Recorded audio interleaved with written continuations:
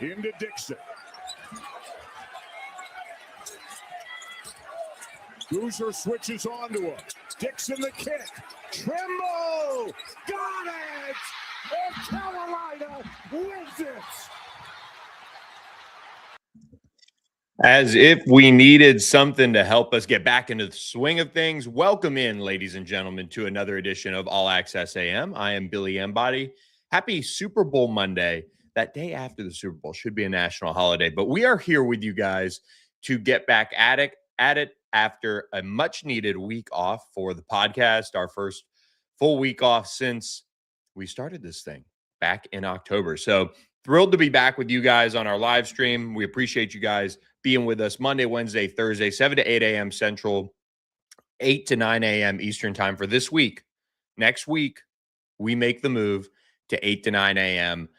Central time, 9 to 10 a.m. Eastern time. We think based on what we've seen from our live streams, we've done a couple in the 8 to 9 a.m. Central time hour. We think you guys will get a little bit more interactive, maybe while you're sitting in your office, maybe for some of you that are on the commute. We're seeing that the numbers might play a little bit better. So we're going to try it. We'll see how it goes, and we'll figure out what's best for the show. But for the off season, we're going to go 8 to 9. That also allows me to help out a little bit more getting our son Jack to school. So get to spend a little bit more time with him as well. So thrilled to have you guys with us on this Monday. We are back at it. We are going to open with a lot of UNC Duke talk, but building it around the rest of the ACC and what it means for the race for the ACC championship of the regular season, seeding in the ACC tournament, NCAA tournament bracketology, all those things we've got to talk about. And we have a week's worth, but it feels like a mountain's worth of conversation to talk about on some other topics too. I mean, my notebook is full.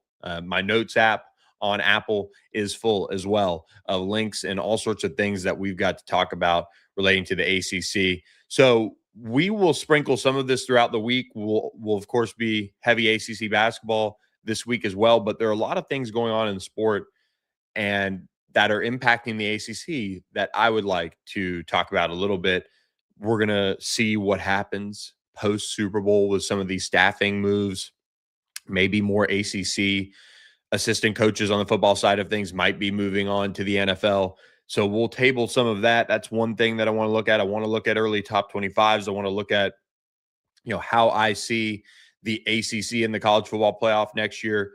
We have all sorts of time to do those things because it is the off season. That is what it is. You don't have to hide from it because in the ACC, we have ACC basketball. And what a thriller it was Saturday with Carolina Duke. And we'll get to that in just a moment. But do want to remind you guys, of course, Monday's show presented by our friends at Security National Bank. Security National Bank, a family bank for you and your loved ones, your friends, to get involved with and realize why they have been so successful over their decades of leadership in the financial sector. And the great thing is you could trust them with your personal wealth, your business, all of those things that people wonder, well, how can I get them under one roof and get that attention to detail that, the larger banks really try to tout and things like that.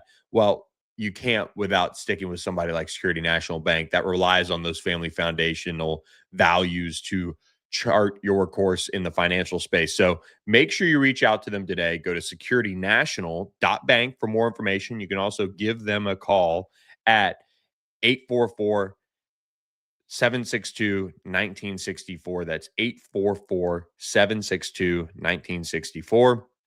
Their phone lines will be open before you know it this morning. So maybe call them on the way into the office, schedule a meeting, and get on the financial path that you want to be on with our friends at Security National Bank. Big supporters of the ACC and college athletics. They just love it. So appreciate Security National Bank. Carolina Duke, a game that luckily I got to watch as was back in the country, spent some time in Mexico. It's great when your wife has those work conferences that can take you to some pretty nice places. So Puerto Vallarta, highly recommend the spot over there on the west coast of Mexico. 71-68 though. North Carolina tops Duke. Seth Trimble's game-winning three in the final seconds there. Just enough to be called a buzzer beater in my books, but 0.4 seconds put back on the clock after a Carolina court storming, which we'll get into because I've got some thoughts on what John Shire said as well. But North Carolina defeats Duke 71-68, a game really of two halves. But I want to start with Seth Trimble because on this show, and this is not, but it's probably going to come off as a slight to, transfers and different journeys and players that move around a bunch in different schools. But I still love when we have college basketball, college football, all other sports players that stay the course for 4 years. And even through the ups and downs, even through opportunities taken away from you and that you have to earn back, they stick with it because they want to be somewhere. And then they get rewarded for moments like Seth Trimble had against Duke Saturday night. Hits the three to win it.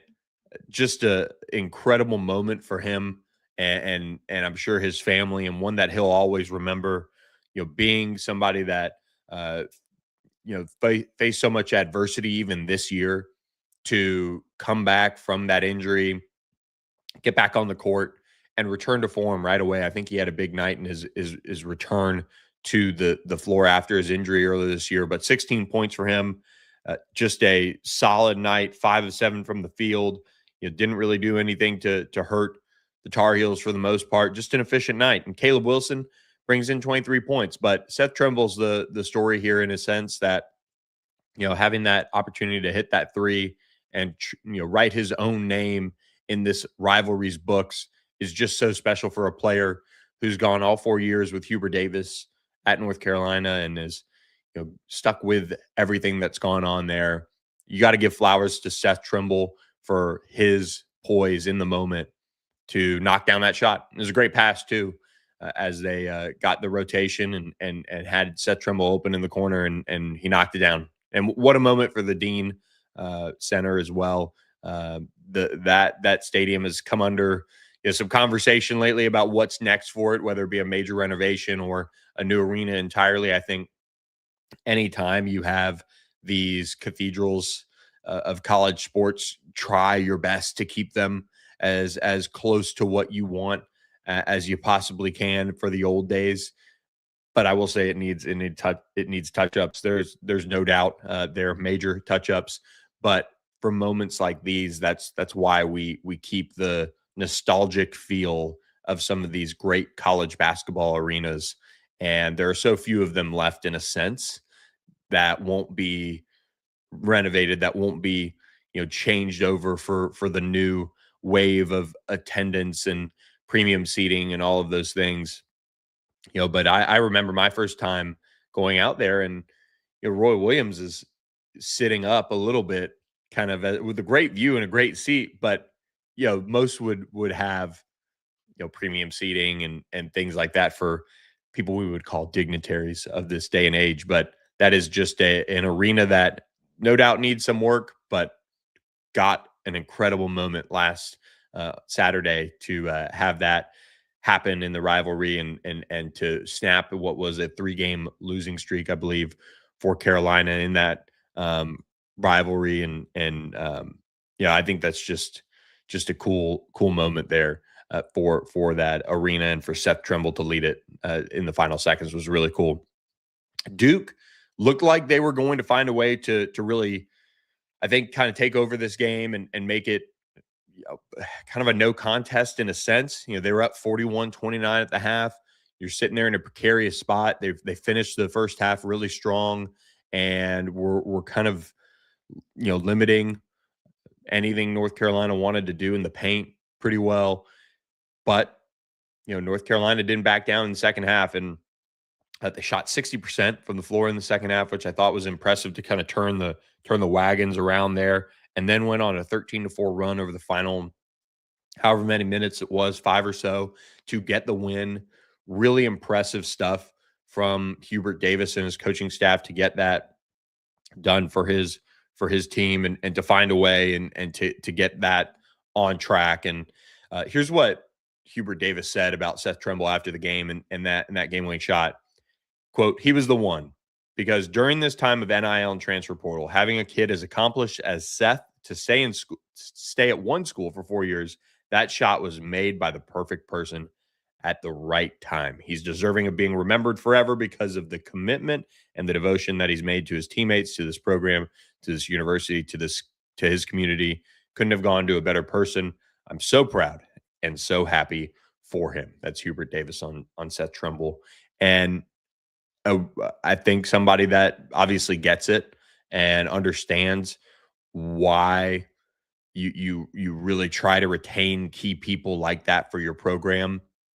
And it is for moments like that. It's for experience in the rivalry. It's for that meaningfulness of the rivalry for somebody on that roster, and a roster that went out in the offseason and certainly needed to be upgraded, certainly needed to be addressed and to be brought back to the level that it is now. A team that has a shot at an ACC regular season championship. They're on the outside looking in at 7-3 in league play as a whole, but still sitting in a situation now where they could do it. They can make it happen. They've got to go on a tremendous run over the final however many games remaining here as they sit 2.5 games back.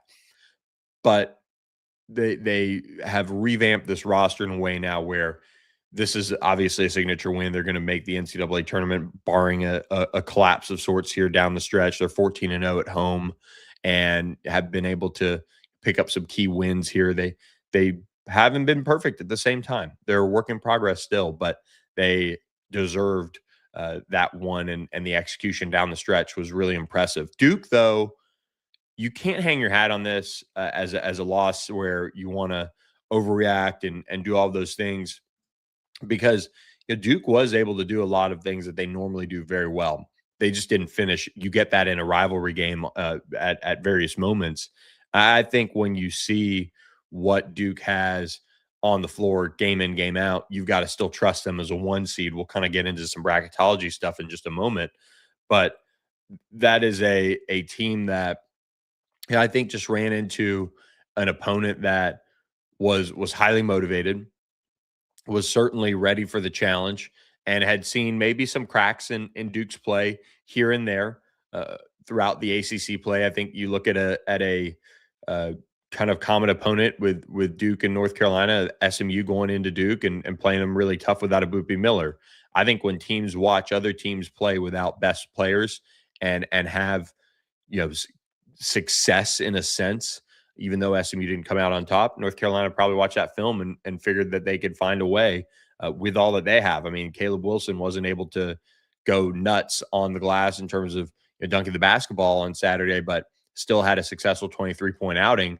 There are different ways you can go out and beat teams, and North Carolina found a way to do that against Duke.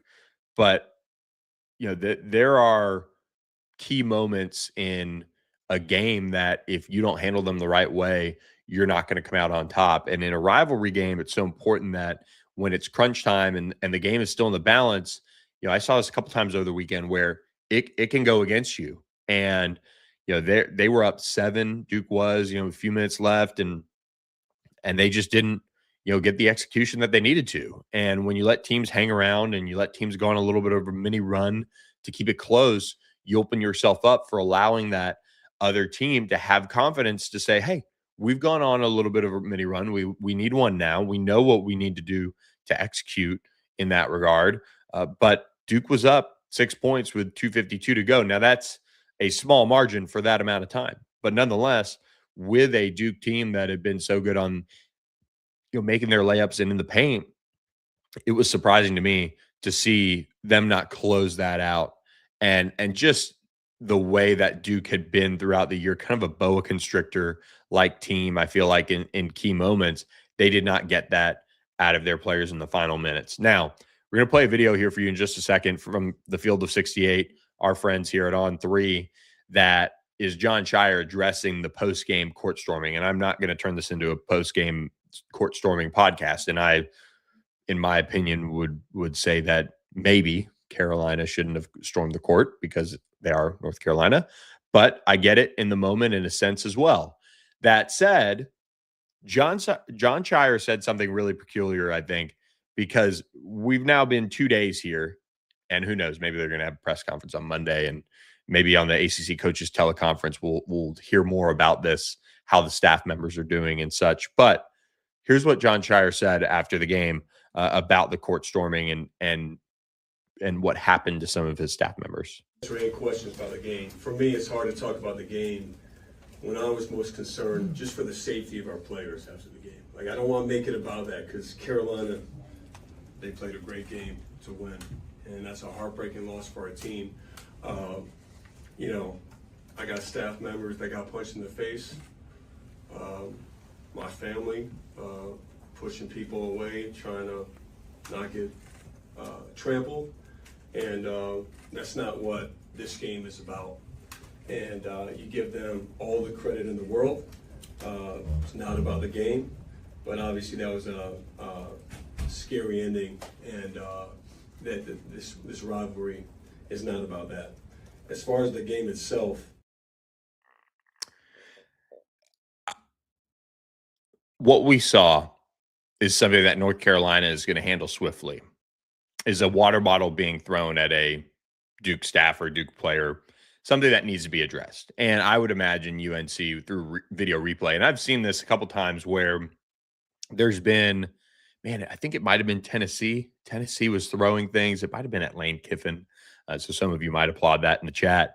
But I think you look at what John Shire said, and if it's true, then North Carolina has an obligation to do a lot to fix that, to look at who did that, to figure out how to best take care of those people. And if that means legally or whatnot, then I'm sure they'll do that.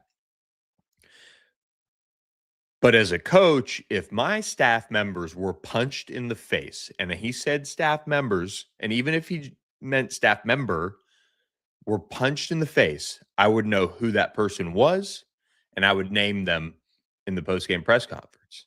And I've seen a couple coaches through whether it be some court stormings or field stormings, kind of say like things have happened to people and that's why they're dangerous. And they either don't know the full story or they don't know what actually happened, or in a couple rare cases, they've been flat out not true.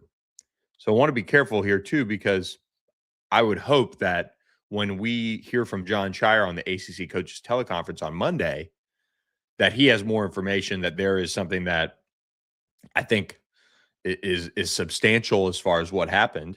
And maybe I'll look a little silly talking about it like this, but if there wasn't a staff member that was punched in the face, I think we need to see a little bit of a walk back here, and maybe an apology as well.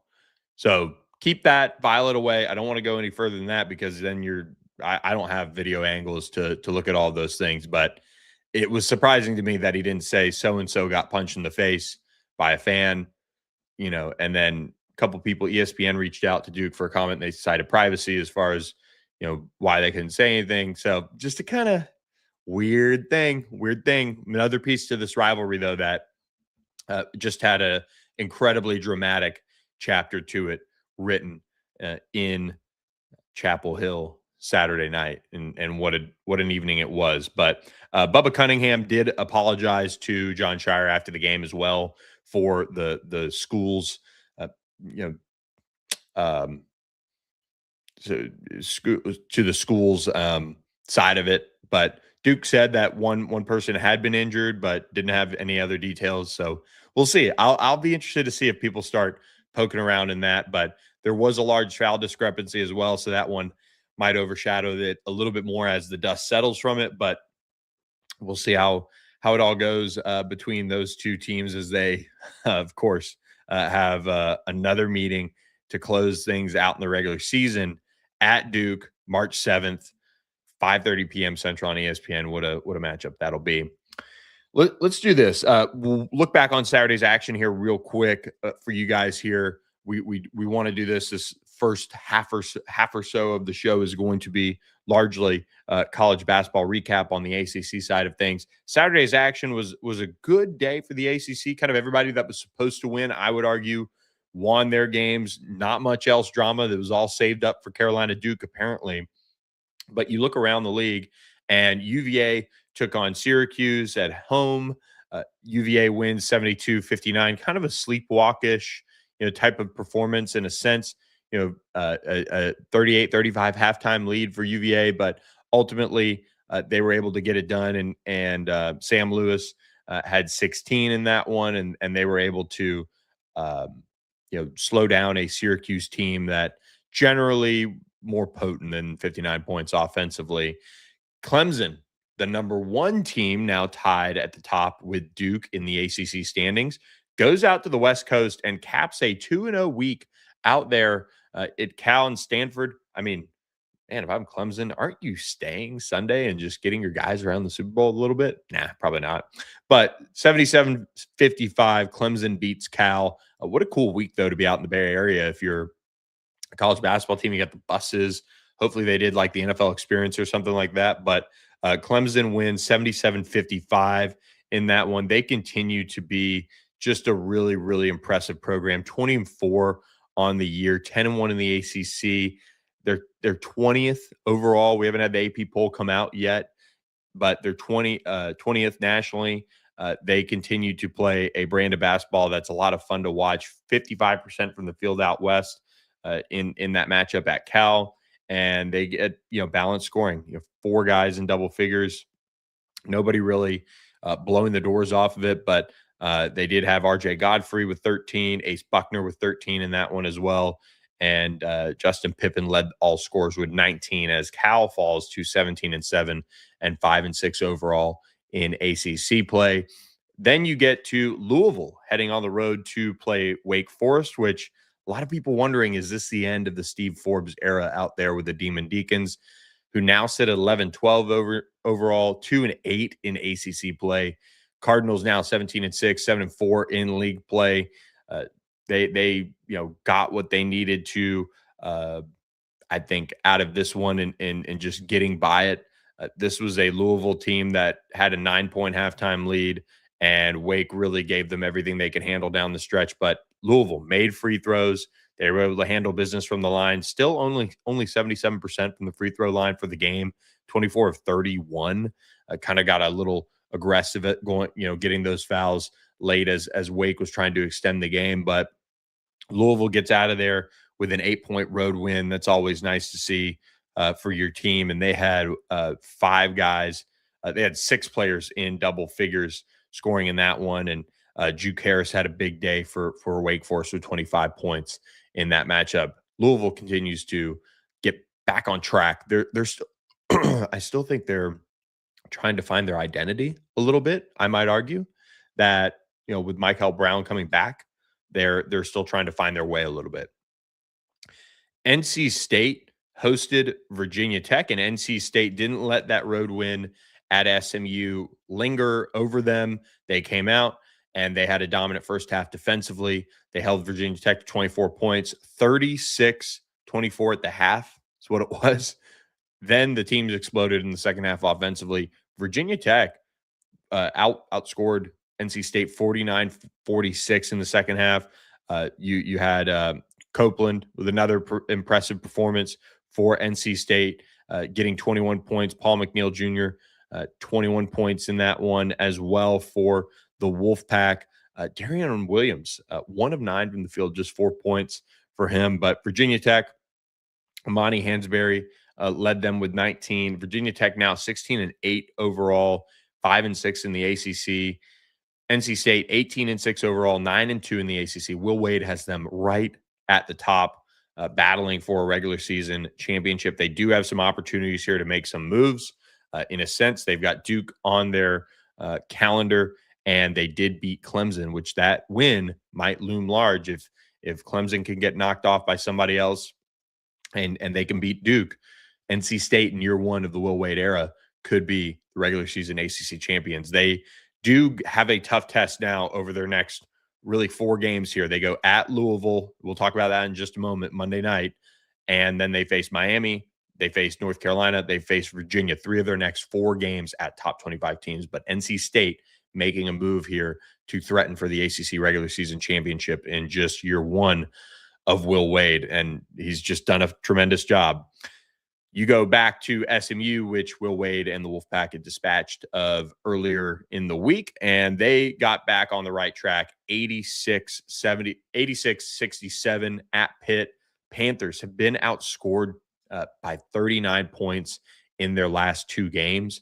SMU kind of woke up a little bit, 34-32 in the first half.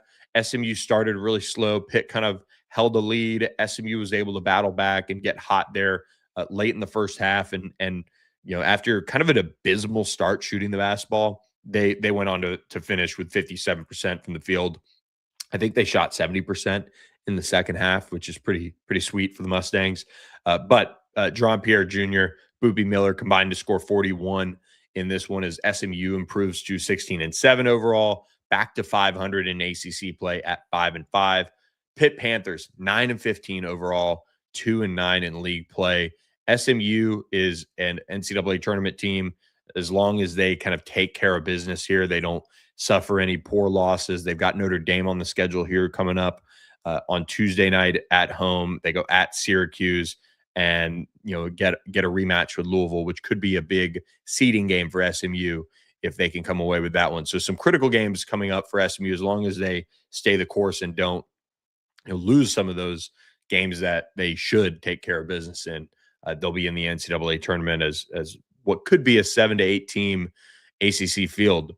Miami took care of business at Boston College, which everybody seems to do. BC now 2-8 in ACC play, 9-14 overall. Miami 18-5, 7-3 in league play. Malik Renault 23 points for the Hurricanes. Shelton Henderson another 19 in that one. Miami is going to hit a critical stretch here as well. If they want this to happen and make the tournament, they're going to have to go on a little bit of a mini run here as well.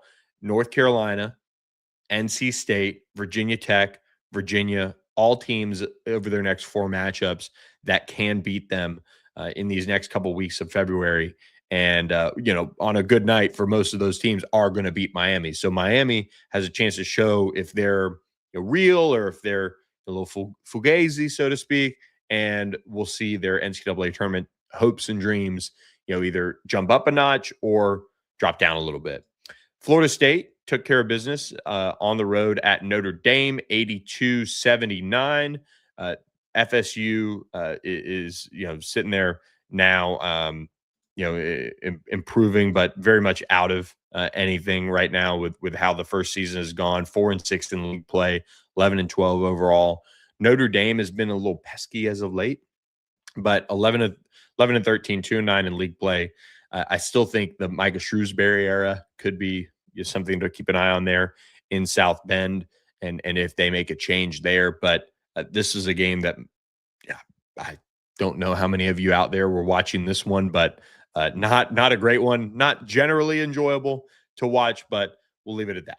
Two of the ACC's bottom feeding teams getting together. Stanford did bounce back from their loss to Clemson by winning 95-72 at home over Georgia Tech. Georgia Tech 11-13, 2-9 in ACC play. Stanford 15-9, 4-7 though in league play. So they are now squarely, I would say, out of the picture. But another incredible performance by Ibuka Okorie, 40 points. The only other Stanford Cardinal that had double figures in scoring is Jeremy Dent-Smith, 16. Stanford gets the win.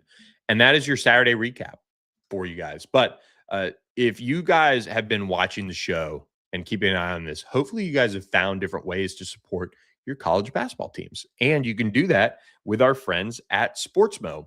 Whether it be points, whether it be three-pointers, whether it be a win, you can, quote-unquote, bet on all of your teams, but really you pick your college basketball team. You pick your favorite team, and you make those pledges to make donations based on how they perform with our friends at Sportsmo. So Sportsmo is now available to college basketball fans, so make sure you download the app today and learn how you can support your favorite college basketball teams with your micro donations that are tax deductible. College basketball hits different with Sportsmo. You tap, they score. You pledge. They drop a 3. You give as a group. They win as a team. At this point, you're not watching a game, you're in it. Download the app, fund your wallet, and get in the game. Download Sportsmo. Power the play.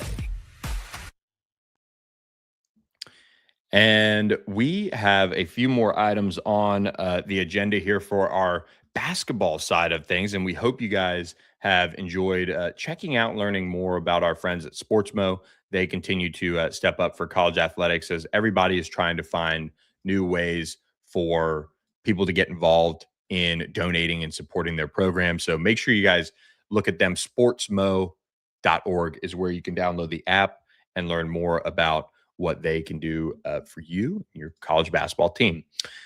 Monday night, we do have NC State at Louisville. A big matchup on ESPN. Could be a top 25 matchup, maybe. I don't know. We'll see what the AP top 25 does. I would imagine most of them, for some reason, don't enjoy watching Will Wade do what he is doing now in Raleigh, although it is super entertaining as this is a very important matchup if Louisville is to have any hope or prayer of capturing an ACC regular season championship. They're 7-4 overall, 3 games back. NC State, if they lose this one, this could be a heartbreaker in a sense as well for them. But this one, again, 6 p.m. on ESPN. Tuesday night, we got North Carolina at Miami, 6 p.m. on ESPN. Got to make sure if you're the Tar Heels that you don't falter there after a big emotional win Saturday night. Virginia at Florida State, 6 p.m. on ESPNU. Notre Dame at SMU, 6 p.m. on ACC Network. Duke at Pitt, 8 p.m. on ESPN. Man, you got to feel for Pitt in that one. That could be really ugly. I would not want to be in the way of the Duke Blue Devils. But as we look to bracketology, according to On3's James Fletcher, our friend of the show, who we'll have on later this week, still has Duke on the 1 seed line for the NCAA tournament. And the Blue Devils are among the group that includes Arizona, Michigan, and Iowa State now in the latest projected bracketology. The first 4 in Dayton would feature a matchup between USC and Miami. How about those two schools, those two matchups in Dayton trying to fight their way into the NCAA tournament? So Miami still on the bubble on that last 4 in line there. And then you get into the West region in San Jose, Portland, North Carolina. That is where they would be against Stephen F. Austin out of the Southland Conference. You then continue down the line as we look at the South region. SMU would face Utah State. The Mustangs would be a 9 seed in St. Louis. Again, that's the South region in out of Houston. You look at if Miami wins in that 11 seed matchup, it would be a trip to Buffalo right after that to face BYU. Quite the matchup there. You get into the Midwest region for the NCAA tournament, and Virginia would draw Virginia would go to San Diego as the 4 seed, face UC Irvine, the 13 seed out of the Big West. That would run through Chicago. What a fun region that would be to finish up in. And then you get to Philadelphia in the Midwest region. Clemson, the 7 seed, facing UCF in our On3 projected bracketology. We head over to the East. That is where Duke would be as the 1 seed in Greenville, facing Harvard out of course, the Ivy League. And you look at the rest of that, you would have another ACC school in Greenville, Louisville facing the winner of Texas, San Diego State, that 6-11 seed matchup there. And NC State projected 7 seed to Buffalo out of that East region. So that is 3 ACC schools in the East region, according to On3 bracketologist James Fletcher. NC State would face Wisconsin, and that is all the bracketology. So quite a few ACC teams in the latest round of bracketology for On3. Projected AP Top 25 rankings, Duke at number 6 after their loss, North Carolina moving into the top 10 at number 10, and Louisville sticking at 24, Clemson at 19, moving up a spot. So Virginia at 15, they were at 18 last week. So all sorts of changes across the kind of bracketology and top 25 and all of those things. So we appreciate you guys following along as we continue on the ACC basketball side of the pod. But we now get to football talk and really some overarching discussion around Jim Phillips hitting his 5-year anniversary as ACC commissioner. That came while we were on break, and on 3, national reporter Brett McMurphy had a great Q&A with Jim Phillips on some of the things that are pressing. But do you want to say Super Bowl? I am bright-eyed and bushy-tailed this morning because I turned it off. So I missed some of the late drama in a sense, which was a couple of touchdowns. As soon as I turned it off and we started watching a show, a couple of touchdowns rained in. But congratulations to the Seattle Seahawks, a couple of ACC guys making an impact on that team. But really, New England was littered with ACC players all over, whether it be the practice squad or whether it be starting guys and things like that. But a couple of Duke players are now Super Bowl champ. A couple of ACC players are now Super Bowl champions. Duke did have one, Jake Bobo, second-team wide receiver on the Seattle Seahawks. We also had Cam Akers, a practice squad guy for Seattle, is a Super Bowl champion out of FSU. You go to Elijah Arroyo, a player that I covered in high school, getting a Super Bowl ring with the Seahawks as a tight end. And you get to Chaz Surratt, a linebacker from North Carolina, getting his Super Bowl ring. And Drake Thomas, starting linebacker for the Seahawks, getting a Super Bowl ring out of NC State. You look at Olu Oluwatimi. He's an offensive lineman for the Seahawks. He started out as an ACC player, as did Kenneth Walker, of course, Virginia and Wake Forest, but both went on to finish their careers elsewhere and finished at Michigan and finished at Michigan State, respectively, on those ones. But a pretty cool moment for Seattle and what they were able to do with Mike Macdonald, that defense. I will say the first half was just legendary defensive play by the Seahawks and really, really respect what they built there. I thought Kenneth Walker, the third, was just awesome. So good. He was one of my fantasy football running backs this year. So kind of a backup role on the fantasy team for most of the year, but still got some things done for me and all of that. So football season is officially in the books. It is now hundreds of days away from college football returning and the NFL returning, but we will press on this show. And as we get to Jim Phillips' 5-year anniversary of being the ACC commissioner, I do want to take a couple things from the conversation Brett McMurphy had with him, a great Q&A. You can find it at On3. If you find a Brett McMurphy, you could search Brett McMurphy, Jim Phillips. You can find it. But Jim Phillips was incredibly positive about the direction of the ACC. And I think Jim Phillips, because I would argue he is very calm-natured, not somebody who is going to, by any means, rock the boat, and he is good-natured and he is a good man, but he's not going to go on a incredible PR campaign and do all these things. He's just going to go about his work, and in some ways that can certainly hurt you, but the results matter more. And this year with the ACC, and really the last 2 years with Miami, Clemson, and SMU getting into the college football playoff, he's seen his plan for football work. He has asked ACC schools to double down on their resources, and we've seen that. We've seen Duke go out and do what they've done and getting a Darian Mensah. We know how that has since played out, but it's very important for this league to double down on football and not let basketball drive the bus. And we've seen why, and we know where the money is, and we know how this league can certainly be, too over the top in a sense in today's day and age with its support for college basketball versus football. And there's still schools that are having to figure out how to make both happen and make it both happen at the level that the ACC needs it to. Well, Jim Phillips, cited the run of Miami's leadership, doubling back down on football and making football the priority that it needed to be. And I think there's a lot of schools that, are doing that. Miami, SMU, Virginia, we see what they've done. Virginia Tech now. Virginia and Virginia Tech, that's going to be such a fun, I think, duo to watch because you're going to see Virginia do what they do, and they've got high academics and high standards, and they're not going to ever have the recruiting budget of a Virginia Tech, in my opinion.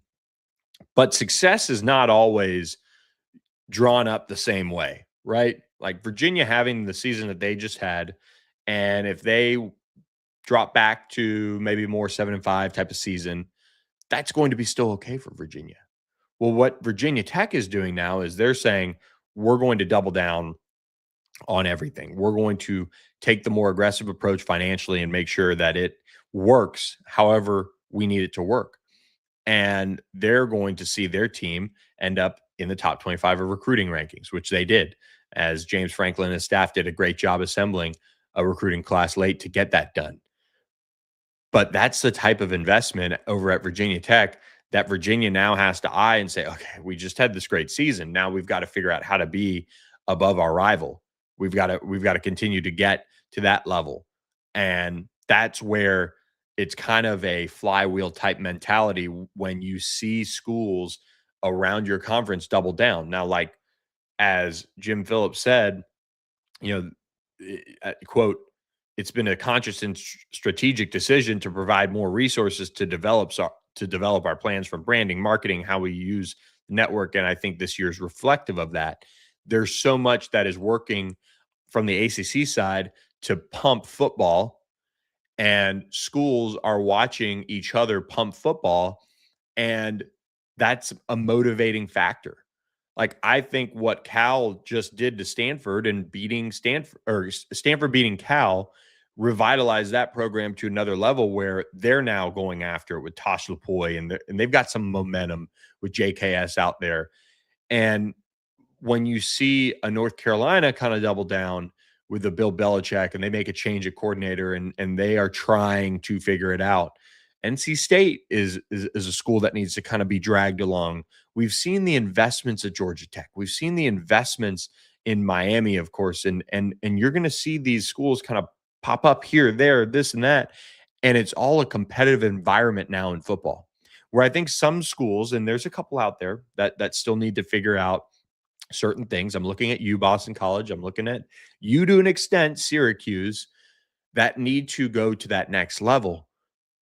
But Jim Phillips is a part of that driving force behind that and saying, hey, here's what we need to do to make sure that we see results.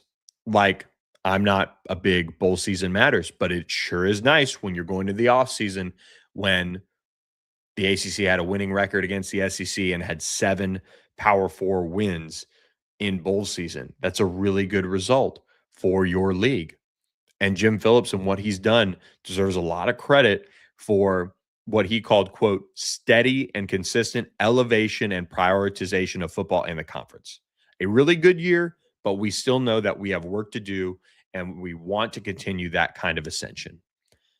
Not being satisfied with Miami going to a national championship, not being satisfied with some of the, let's say, non-traditional schools having the success that they did this year in Virginia, Duke, Wake Forest, some of those programs. Knowing that Florida State, Clemson, Virginia Tech, some of those classics have to elevate their programs back to where they were. Those are all the continued work areas that they want to find ways to help elevate. And they've done that through success initiatives and the viewership initiatives. Those are all opportunities for programs to get more money to maybe, if today's day and age of college football and really college conferences stays what it is and everybody just negotiates their own TV deals, those type of things are, on the table to really help keep the ACC strong. And, I think there's something to that. We'll see how all of this plays out, with conferences either growing or, renegotiating TV deals and what all that looks like in 2030 and as that approaches. But for the ACC and what they've done, they have said, hey, we're going to grow revenue, and we have. That's 56% growth in revenue over the last 5 years without a change in a TV agreement. I think that is really, really good partnership for the league. So, and that goes from the league to their members. It's a precarious spot still, because just this is college athletics. It is stab you in the back type of mentality across the country, and the ACC has seen that a little bit with some of the lawsuits. But Jim Phillips has done a terrific job here navigating these choppy waters, and they continue to find ways to innovate. I would like to see the league take a little bit more of a brash approach in certain scenarios, which we saw with Miami and Notre Dame. But I mean, in terms of how they market the league, I think it is just needs a little bit of a juice push there from some sort of avenue. And I'm not sure what that looks like, because again, you go back to Jim Phillips and what he said, consistent elevation. And it's just a league that is consistently kind of churning the wheels in the right way, and they're seeing success because of it. I don't know if that is just the way. And next year we see Virginia Tech pop off and Clemson get back, and Florida State, who we'll talk about in a moment, get back to these crazy levels, or if it needs a little bit more of a push marketing sense that is not uncomfortably forced, like, let's say, having a wrestling title belt as your championship trophy, or something of that nature, or having a commissioner that says you should have 7 teams in the college football playoff. But there's a happy medium, and I think Jim Phillips is looking for that as one of the next steps for this league, and how to elevate it outside of just having these college athletic programs build the right way that you would hope they would, and still represent the ACC's values, which are, I think, one of the more original group of models of what you want college athletics to be. You want the pageantry of what we saw at North Carolina Duke in basketball. You want the ability of a Virginia Duke championship game. Although the tiebreakers are getting fixed, they need to be fixed. But you want this kind of competitive balance that is real and isn't forced. That is what the ACC is working towards, and it should be commended. So just wanted to kind of share some of the couple notable things. There's much more on Jim Phillips's 5-year anniversary from that Q&A with Brett McMurphy of On3. I thought it was just brilliantly done. Some really cool questions and good answers from Jim Phillips in there. The college football playoff is staying the same. That is because the Big Ten and the SEC can't agree on what to do. Kirk Herbstreit, though, did an interview, and this is where you want to talk about forced. I think this is really, silly in one sense, because on one hand, Kirk Herbstreit was absolutely right that I think the NCAA and these conferences, they need one commissioner. But here's the problem. You have way too many schools to have one commissioner that can veto what the college commissioners or the conference commissioners want to happen. So there's one angle there. I do agree there needs to be one voice that leads college athletics in the right direction. I mean, I think an Oliver Luck would be a terrific choice for something like that. But you do have some really interesting thoughts here, where he says there also needs to be a breakaway from the Power Four and from the Group of 5 or Group of 6. And I just don't agree with that. I don't think that's good for college athletics. I don't think that you have these programs that in the Group of 6 are dying to be, in some cases, Power 4 programs, and they're trying and they're doing everything in their might, and they're spending at a disgustingly crazy level to try and do it in some cases. That's good for the game. That's good.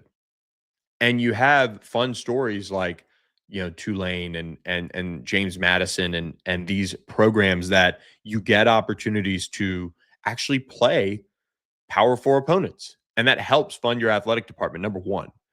But I was surprised to hear Kirk Herbstreit calling for a breakaway of Power 4 and Group of 6.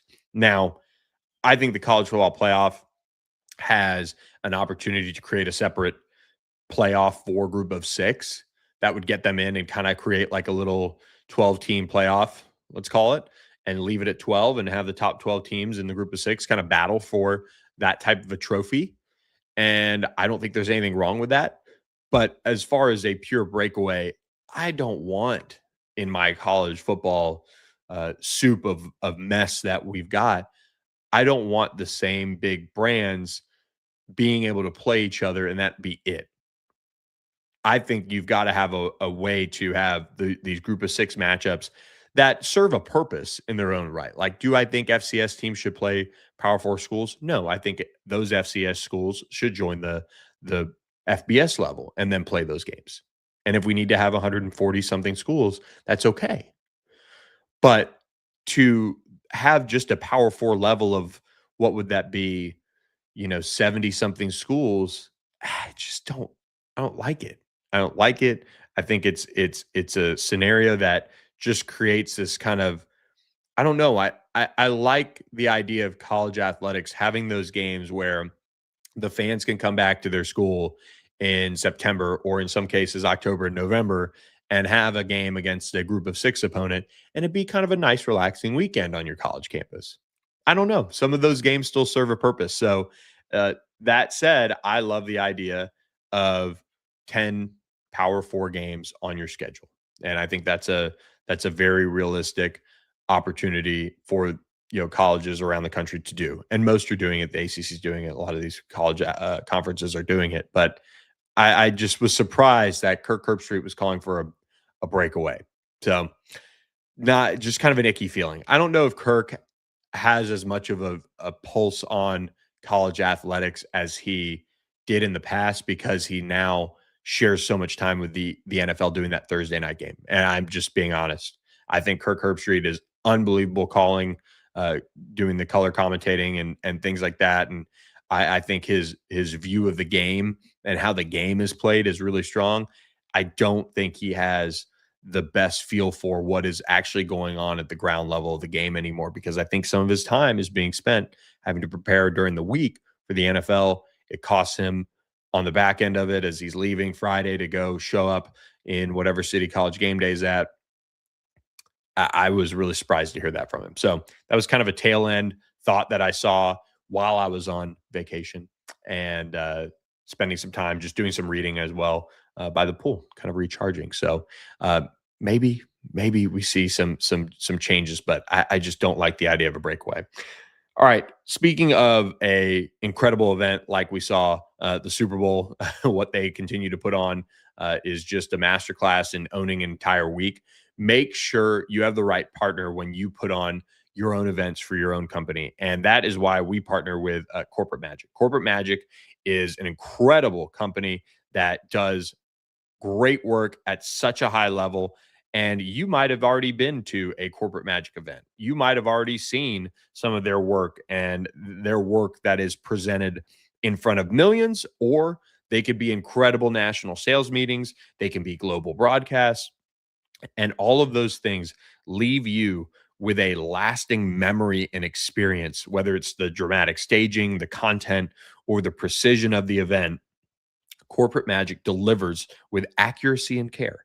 So make sure you visit corporatemagic.com to learn more. The link is in our podcast episode description.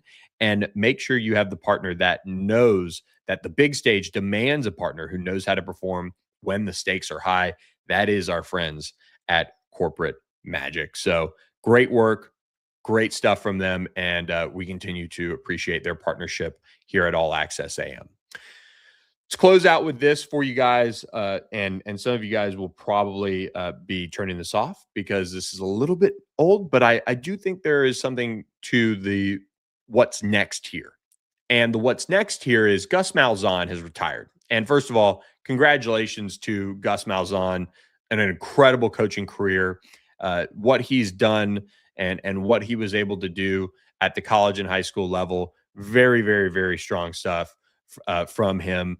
And win a national championship at Auburn and change the game offensively, and certainly been one of those coaches that I think has done it the right way for the most part. So congratulations to him, and has done an outstanding job throughout his coaching career. So he's stepping away, And that means Tim Harris is being promoted at FSU as the offensive coordinator of the Seminoles. But here we go.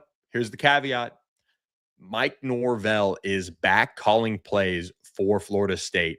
And I am incredibly intrigued to hear how this is going to go, or to watch how this is going to go for the Seminoles.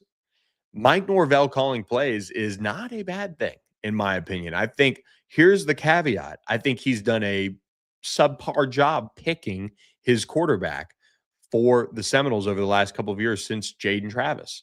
And that is Jordan Travis. And that is a really, really scary thought, because I am high on Ashton Daniels. I think he could be an under the radar answer to the Seminoles' problems offensively. And you pair him with Mike Norvell as a play caller, I think we're going to see that get on track here a little bit for the Seminoles, because he has a lot more success calling plays than he does without having plays, on his play calling on his resume, in my opinion. Like I think the offense for Florida State has not necessarily been the issue. The offensive play calling has not been the issue for Florida State. I think personnel has been. I think that's where Mike Norvell in this new day and age, and that's why they've gone out and hired a new general manager and made some front office changes. Those are all things that can change. But again, are we just walking into a year where Mike Norvell is a dead man walking? That's why they're doing this now. That's why this is not, a situation where, we're going to see, a big spend at the quarterback position or big changes to their personnel, because you can't fix, I think, what Florida State has from a personnel perspective around Ashton Daniels enough to maybe fix this problem entirely. But I do think Mike Norvell as the play caller is the right move for Ashton Daniels this year. Mike Norvell is going to go out swinging. He's going to go out swinging and doing it his way. I like him as a play caller. I think he challenges opposing defenses in a much better way than I would even argue Gus Malzahn has in this current era of what Gus Malzahn is facing and has faced. But Ashton Daniels at quarterback, don't sleep on him. I think he's got a little bit of something to him that Mike Norvell can dig out. It's going to be incredibly intriguing to watch. And Ashton Daniels was asked about this move, and as FSU is starting to do some interviews with some of these newcomers, but he said, Coach Mike Norvell is going to do a great job with the guys that we have on this offense. Coach Tim Harris is going to do a great job. And I think we're off on the right foot just with the way that we've come into offseason offensive meetings and approached the mindset we're going to have for this season and for this offseason. Quote, it's really promising for this offense. Now we'll see how it all goes. And FSU, I think, as a team is from what it seems, what their actions as a whole, as a program seem, that they're mailing in this year. That this is a punt year. This is we're going to move on for Mike Norvell. Just didn't have the money 2 year. But Mike Norvell, he's going to be calling plays. He's going to be making the decisions offensively about what they do down in, down out. And I just think he has a really good feel for that. If they can mess around and find out a little bit of juice offensively, and in year 2 of the Tony White defensive era, finds a little bit of a footing after an offseason where we saw a lot of departures of highly touted players from this FSU program, and they can win 8 games, they can win 7 games, maybe it's enough. Maybe it's enough to keep Mike Norvell and find a way to build something through their new front office that becomes a little bit more sustainable. And I think this is a program that has lost its identity a little bit. We'll talk a little bit about budget deficits and all those things, but those are, of course, that's what happens when you have stadium renovations like they did. But this is a program that has lost its way a little bit. I think Mike Norvell calling plays is a little bit more of a pushback to the identity that we've seen a little bit when FSU has had a little success. I think they could be one of the fun stories in the ACC. I don't love it, but I like Ashton Daniels just enough to go out on a little bit of a limb and say they're going to be better than they were last year with Mike Norvell calling plays over Gus Malzahn. This is still a staff that is probably going to be spending a lot of the offseason networking, searching for what's next. And that is always a scary situation to be in when you have a coach that most would have fired after this year or at certain points throughout the year, but they didn't end up firing him. And now that means you have a coach that is viewed as a quote dead man walking. But Mike Norvell is not going to back down from this. I think that's why, in part, he went with himself as the play caller here, elevated Tim Harris to the offensive coordinator roles. But you really have a really precarious spot here. So I think having the head coach in charge of this for this season, when it is a 1-year push to either stay and prove yourself, or you're going to be shown the door in all likelihood, I don't hate this move for Mike Norvell. Go out swinging. But the Gus Malzahn, I think, tenure at FSU wasn't ever going to be something that was going to lead them to greatness. Like, I thought Tommy Castellanos was a good fit for it. I did not love the overall personnel for FSU enough to make this thing happen. And of course it didn't at a high level at all. And so good for Gus to get out while he can in this time and spend time with family.